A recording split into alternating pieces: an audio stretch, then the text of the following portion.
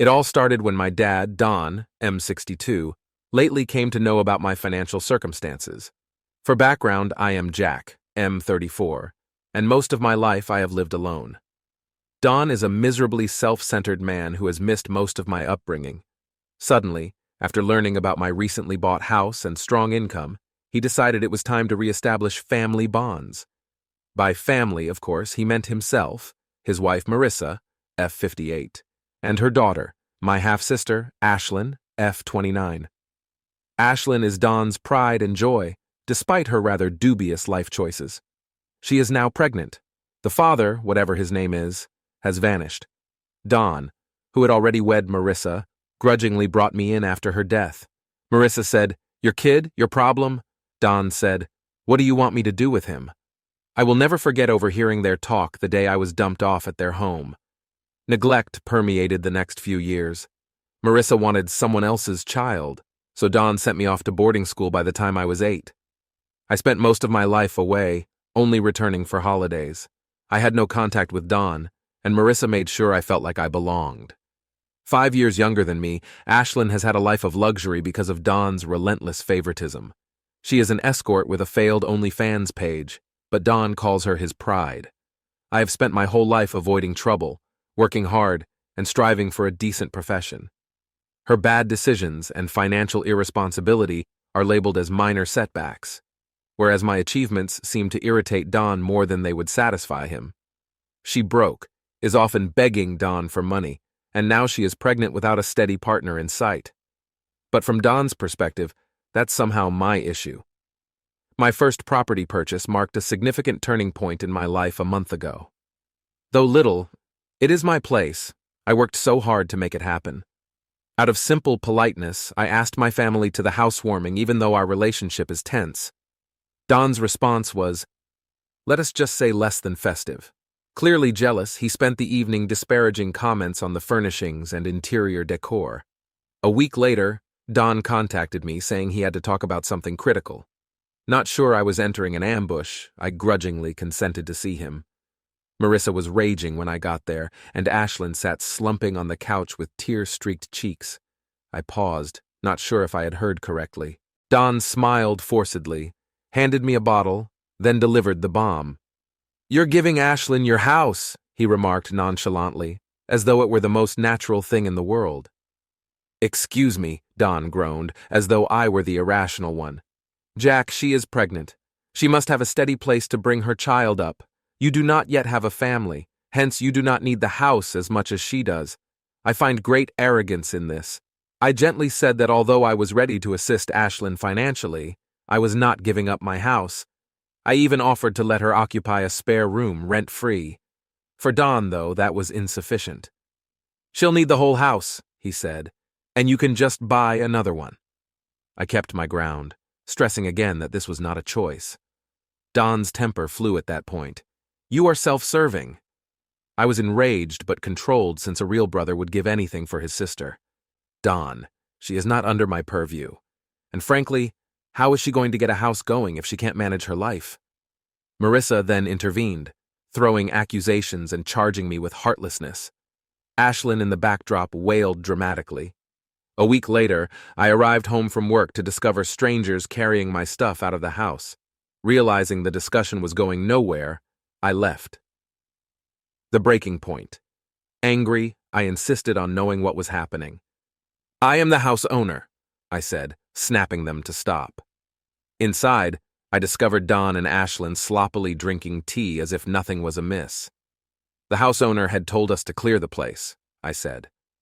They smugly told me they were taking over the house Ashlin would benefit from. I told them to go. I would contact the cops. That leads us to present. They only grudgingly left, shouting curses as they went. I start wondering if I handled things well. One could argue they are family. Conversely, they have never treated me as belonging to theirs. Is it immoral of me not giving all for those who never gave a damn about me growing up? I shook after the invasions at my residence. Not only because Don and Ashlin had violated every conceivable limit, but also because I felt as though I had nowhere to turn. I spent the next week trying to concentrate on work, but the experience ate at me. It was terrible knowledge that the people meant to have my back were the ones trying to deprive me of everything I had worked for. Just as I was beginning to think I might get a response, my phone rang.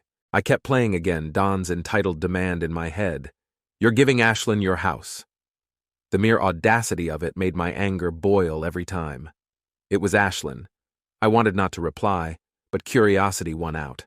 Her voice was not the bratty, entitled tone I was used to. It was quieter than normal. She wanted to meet and go through everything. Against better judgment, I accepted. We met in a coffee cafe, and Ashlin looked varied. She wasn't dressed like typically. She seemed instead anxious, even defeated. "I wanted to apologize," she said, her voice almost audible above a whisper. I leaned back in my chair, dubious but open to listening. "All right." She avoided eye contact and fiddled with the sleeve of her sweatshirt. I urged Dad to back off. I raised an eyebrow, not intending for things to get so out of control.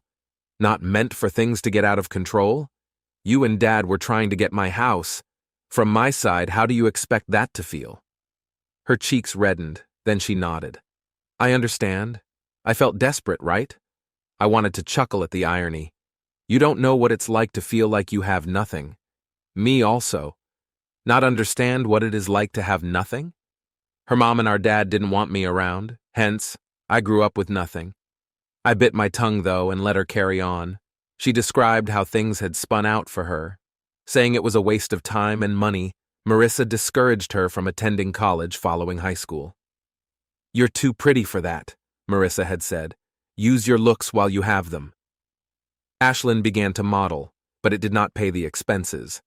At that point, Marissa advised she branch out into escorting, saying it was only a means of networking with wealthy guys. Ashlin said she only saw the whole photo too late. Her voice cracked as she replied, "I wanted to stop so many times, caught in a cycle of trying to leave her circumstances while Marissa's influence drew her back. But Marissa would guilt-trip me each time I tried. It was difficult to feel sorry for her, but part of me understood the grip Marissa had on people. She would say I was squandering away possibilities and that I was unappreciative of everything she had done for me. She was always looking out for herself, cunning and calculated. Then Ashlin delivered a bombshell. "The guy who got me pregnant? He is not only any ex." I scowled. "What do you mean?" She paused and bit her lip. "He is married." My jaws tightened. She shook her head, tears filling her eyes. "You really have to be kidding me." "I swear. First I didn't know. He informed me he was single, but when I discovered this, I was already pregnant. I had no idea what to say. This went beyond clutter." "What now, then? Is the baby known to him?" "He knows." Her voice broke as he advised me to toss it. "But Jack, I cannot do that, just—" I sighed and tried to sort through everything. "Why then are you sharing with me this?" "Because I need help," she said. "I trust Marissa, but I have nowhere to go. She only gives herself first concern. And Daddy, well, you know how he is." She stared at me with begging eyes, and for the first time I sensed actual fear and guilt. Keeping a cool head, I said, "Look, I'll help you in some respects, but let me be clear. I'm not giving up my house." Ashlin nodded slowly, wiping her eyes. She had worked too hard for it. "I understand this." "I do," I went on. "If you need financial aid, I can pitch in for diapers, baby supplies, something like that. You must then work out the remainder. As an adult, Ashlin, you are." She didn't protest, which surprised me. "You have to take accountability." "Thank you," she murmured gently. "I do not merit it, but thank you." I felt a minor release when I came home. Perhaps just possibly Ashlin was beginning to see she could not rely on Don and Marissa always. But the uncomfortable sensation in my belly informed me this was not finished. Sure enough, Don called 2 days later. "Meet me at the pub. We have to talk," he said. I knew one thing. Whatever it was, it wouldn't be great. I had no idea what he wanted now. I almost stayed away when Don called to meet at the pub. Having gone through all that had occurred, I doubted his ability to have a sincere or useful conversation. But my curiosity and a residual feeling of obligation overcame me. Against better judgment, I accepted. When I got there, Don was already seated at the counter sipping whiskey. Though his expression was difficult to read, the furrow in his brow indicated he was under stress. I took a seat next to him, and before I could say a word, he said, "Jack," he remarked, whirling the amber drink in his glass. "I know things have been tense in front of each other, but I braced myself, and you had to hear me out." He avoided eye contact and inhaled deeply. "Go on. I understand the current income you are generating. You are doing personally quite well, and I've been wondering, you could afford to help Ashlin with more than simply diapers and formula." I wrinkled, already understanding where this was leading. "I informed you, Dad." He shook his head, annoyed. "I will help where I can, but I am not giving her my house." "Jack, it goes beyond the house now. It concerns family. Ashlin is in a difficult position. She requires a consistent house, and to be honest, so does that baby. You do not yet have a family, thus—" "Stop," I said, my tolerance running thin. "Just stop here." Having heard this speech before, the response is still no. Don sighed deeply, as if I were the irrational one. "Jack, you simply do not comprehend. Parenting is difficult, particularly for single mothers. She requires all the assistance available to her." I sipped my drink, attempting to cool up. "Has she not been living with you and Marissa all this time? Why can't she remain with you there?" "She cannot," he said, slamming his glass down on the counter. "Marissa and I already have too much on our plates. And apart from, we considered moving in with her at your house." I blinked, sure I had misheard him. "You're kidding." He looked dead in the eye. "No, I'm not.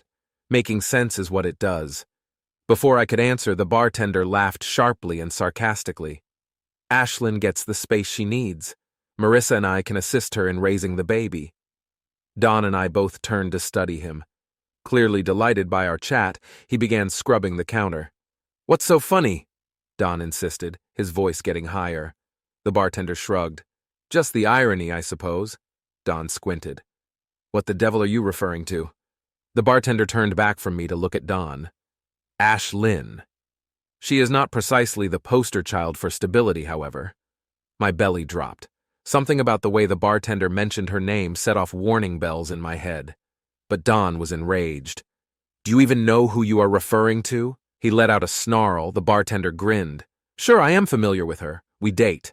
My eyes opened, if you could call it that. "You are the ex of Ashlin?" He nodded. Don balled his fists. "The one who left when she told me she was pregnant? And why, precisely, did you find it okay to abandon her like that?" The bartender did not waver. "Because the kid's not mine." The room fell still. Don's voice was deep and menacing. I felt as though the bar had lost all breath. "What precisely are you referring to?" The bartender leaned smugly on the counter. "Last year I underwent a vasectomy. I am not suited for children. I knew Ashlin had been lying to me all along when she told me she was pregnant." I looked at him, shocked. Don looked as though he would blow.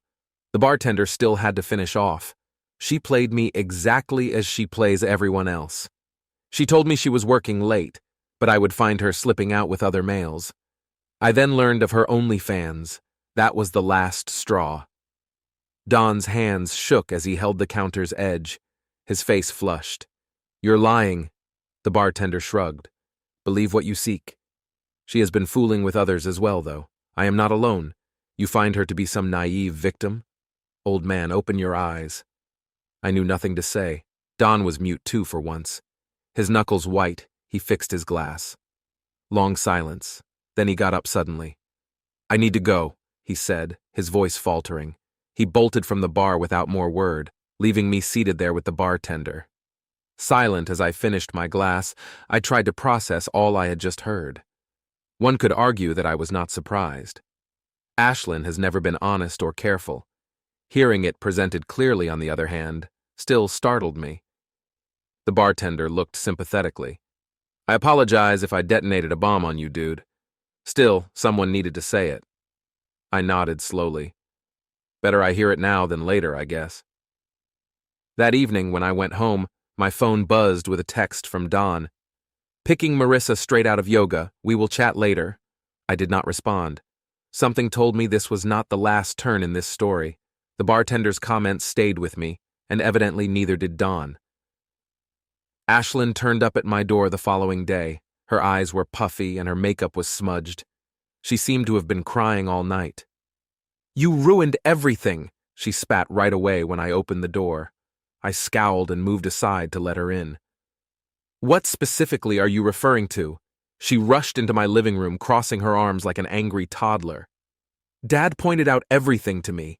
I froze when he told me I was a disgrace and claimed he could not believe I had lied to him all this time. I told him nothing at all. He learned from your ex-boyfriend, the bartender. Last night he overheard us at the pub." Her face dropped and she momentarily appeared really startled. "Wait, thus wasn't you?" "No, Ashlin," I answered with great conviction. "I have said nothing at all.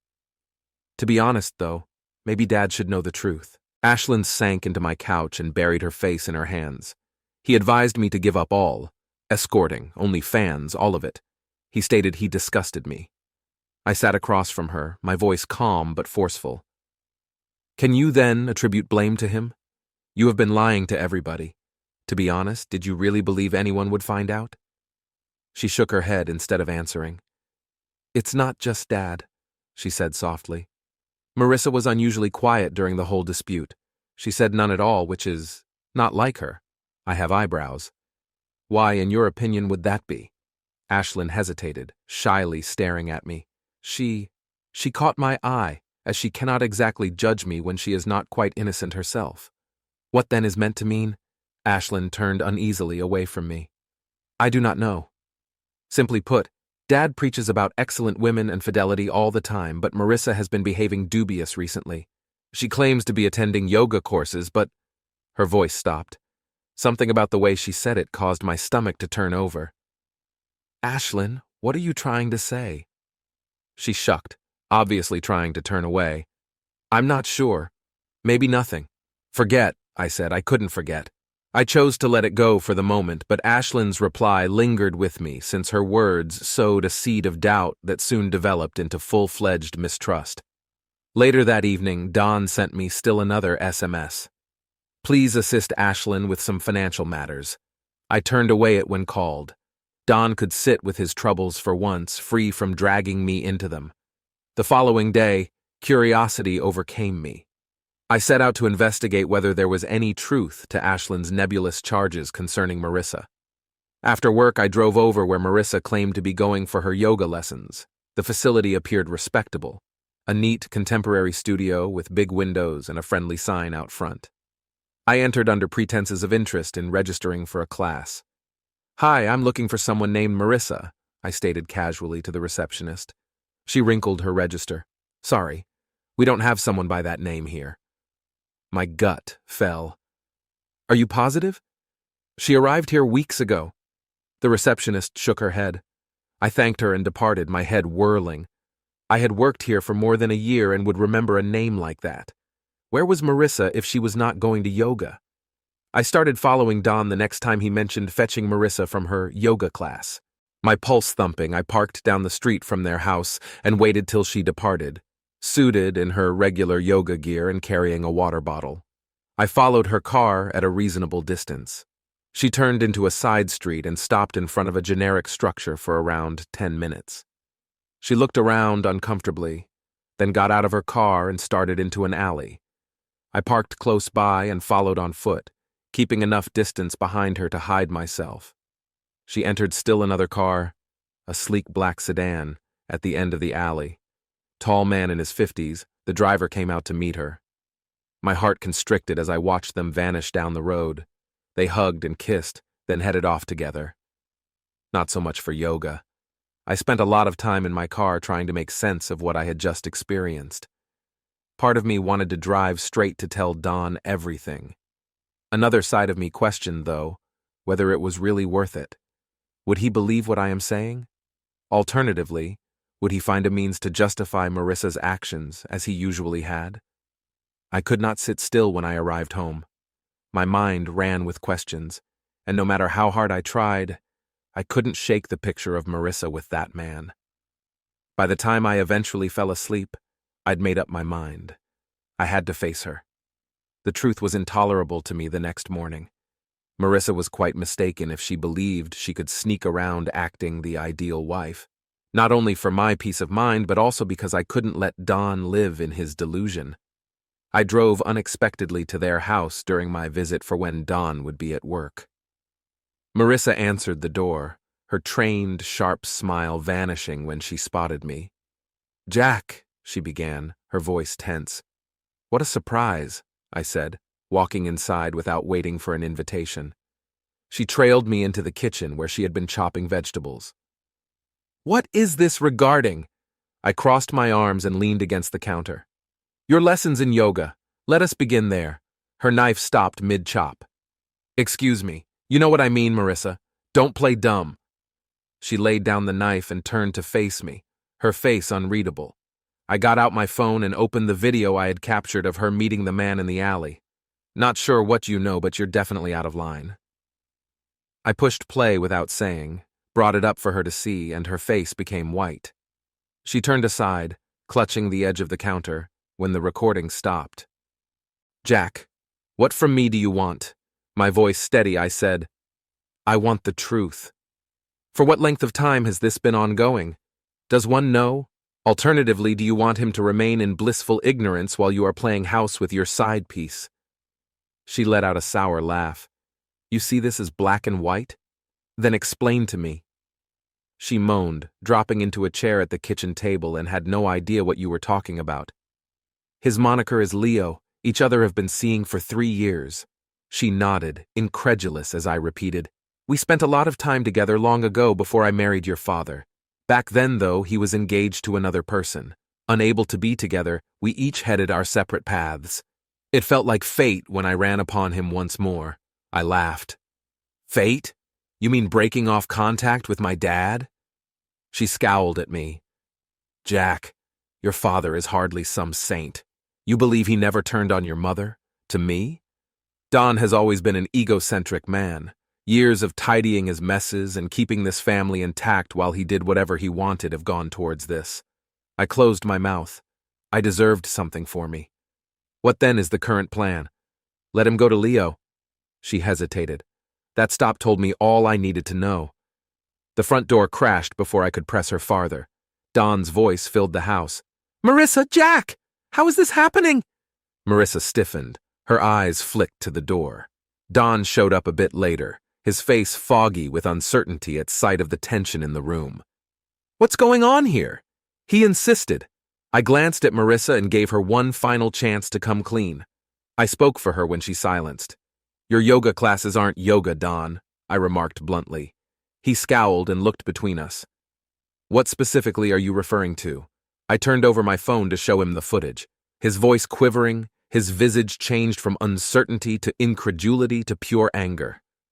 "Marissa," he muttered softly. "What the devil is this then?" Marissa's calm broke. "Explain, Don. I can help you, Dot." He yelled and flung the phone down on the table. "Don't you dare! You have been lying to me for years, sneaking about like some cheap—" She jerked, her voice rising to meet his. "You dare stand there and pretend to be some innocent victim? You turned on Jack's mother with me. To make me not uncomfortable, you send your own son off to boarding school. You dare not present this as any different?" Don gave the impression of having been slapped. His hands closed, his face a deep shade of red. "That was several years past. Though I made mistakes, I never—" "Never what?" She halted. "Never caused someone to lose their heart? Never lied? Please give me a break, Don. You have been living in your tiny bubble for far too long." I moved back to let their fight unfold. They were airing all of their dirty laundry for the first time, and it was as awful as I had anticipated. Ashlin went into the kitchen, rubbing her eyes slowly at some point. "Something is happening." Her voice was slurred. Don turned to her, his voice fierce. "Let me know the truth, Ashlin. Your actual father is someone you know." Ashlin stopped, her gaze flashing to Marissa. "What precisely are you referring to?" Marissa moaned and looked worn out. "Don't, Don. Just leave her out of this." "No," he said. "She deserves to know," Ashlin said, wide-eyed. "My true father, what do you mean?" Don paced the floor, running a hand over his hair. "Ashlin, you are not my natural daughter. Your mother told lies to me. All these years, I thought—" His voice broke, and he turned away, unable to finish. Ashlin looked as though a truck had struck her. Is it accurate? Her voice shaking, she urged Marissa not to reject it. She merely stared silently down at the floor. Over the next hour, everything fell apart. Their already brittle relationships were breaking before my eyes as Dawn, Marissa, and Ashlin flung accusations and tears at one another. You're not my problem anymore, Dawn remarked bitterly. You told Marissa and Ashlin to pack their things and leave. Marissa departed that night, taking a crying Ashlin with her. Dawn sat on the couch, staring at the floor. The house was absolutely silent after they left. I made of a mess of everything, he murmurs. I said nothing. In what way might I say? After Marissa and Ashlin left, the home was silent. Don sat in the living room, his expression blank, fixed on nothing especially. Though something in me told me to sit down, I wasn't sure whether he wanted me to stay or go. After a protracted silence, he said, looking utterly broken for a guy who always took such satisfaction in control, I usually felt I had everything under control. If I simply kept in command, I thought I could keep things together. But take a look where it has led me. I said nothing. After a few minutes, he turned to me, his eyes crimson but piercing. Sometimes silence is the only thing that seems appropriate. Jack, I owe you an apology. Most likely more than one. Blink, startled. Don was not the kind of man that ever apologized. Ever. For everything, he said. For treating you like a burden instead of my son and for sending you away. For conceptual purposes, I could simply take from you, even now. He shook his breath as he massaged his face. I missed you. Part of me wanted to turn his apologies back in his face, failing everyone. Every time he chose Marissa or Ashlin over me, I would remind him of every time he made me feel inadequate. Instead, I nodded silently. Thanks for saying that, I replied. He glanced at me and searched my face. Do you mean that? I'm not sure, I answered. It doesn't erase what occurred, but I think it's a start. Over the next few days, the bits of our broken family started to fit together. Don said Marissa and Ashlin were lodging in a shelter. He filed for divorce practically right away, and although I didn't feel bad for him, I could tell he was struggling. One evening, he asked me to assist him in locating a therapist. I have to work on myself, he said. I committed to help before I screw up anything else. Perhaps it was out of sympathy, or perhaps it was because I saw the father I had always wanted flickering in him. In either case, it seemed like the appropriate action. Ashlin showed up at my door once more, around 1 week after they left. She seemed more depressed than before, her customary arrogance replaced with something more like humility. Can I come in? She spoke gently. I moved aside to let her in. She said, I know I've messed up, sitting on the couch glancing about as though she may be attacked by someone jumping out. And I am aware I do not merit your assistance. Nonetheless, I folded my arms, slanted against the wall, not sure where else to go. What, Ashlin, do you want from me? She paused and bit her lip. I am looking after the baby.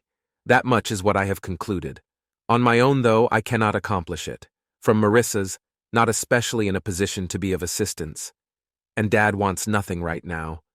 Her words hung in the air, weighty and desperate. Sitting across from her, I groaned. Ashlin, I won't be giving you my house, not here. I repeated it once more today, just as I did before. Nevertheless, I am not devoid of compassion. I will offer where I can support you financially if you need it for the baby. Diapers, formula, anything you might need. You have to, however, step forward. Tears filled her eyes, and for once she did not dispute. She found a job and worked out housing. She murmured, Thank you, and I nodded, my voice sharp. But this is the final time, Ashlin. Your life requires your own accountability. There is no more assigning guilt to Marissa, Dad, or anybody else. You are right now. She nodded gently and cleaned her eyes. I understand. Things started to calm over the course of several weeks. Don began treatment. Although he was not precisely a transformed guy, he was trying. Ashlin managed to find a part-time job at a nearby bakery. He contacted me often, and although our chats were still a little awkward, they seemed more real than they had ever done. Though not glamorous, it was a beginning. Regarding Marissa, I didn't hear much about her. I supplied her with some basic baby necessities, but I remained my distance. Dawn said once that after the truth surfaced, her lover had ghosted her. She seemed to have been left to fend for herself, and although part of me felt a twinge of sympathy, I couldn't forget the part she had in severing our family. Looking back, I understood that this disaster had driven me to face years of buried issues. Though it wasn't ideal, and it wasn't easy, my hatred toward Dawn, my conflicted emotions about Ashlin, and even my own sense of self-worth seemed to be guiding me ahead. I was living, not merely surviving, for the first time in a long time, and that is all any of us can hope for. I get an unusual mix of relief and tiredness as I type this. This narrative has been a roller coaster. I have no idea where my family will find itself. For now, though, I am at peace. Thanks to everyone who has thus far read and supported. Take care, everyone. None of you know how much it means to have somewhere to tell my tale.